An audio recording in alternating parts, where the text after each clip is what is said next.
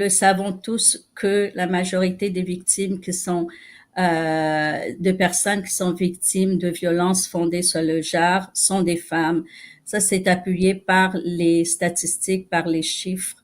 À Toronto, comme vous le savez ou peut-être vous ne le savez pas, il y a vraiment une pénurie de services en français dans beaucoup de secteurs. Et le service de support et de soutien aux femmes francophones en est un.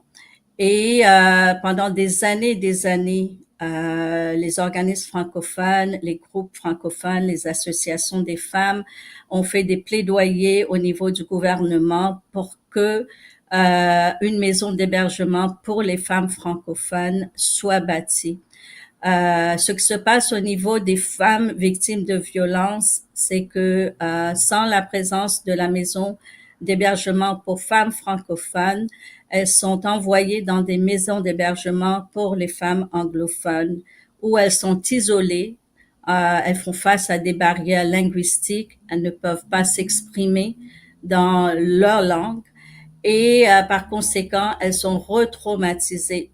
Vous imaginez des femmes qui fuient des situations de violence conjugale, violence familiale, qui sont logées dans des maisons d'hébergement pour les femmes anglophones, où il n'y a pas de service de soutien, pas d'intervenants qui parlent leur langue, où elles ne peuvent même pas exprimer leurs besoins.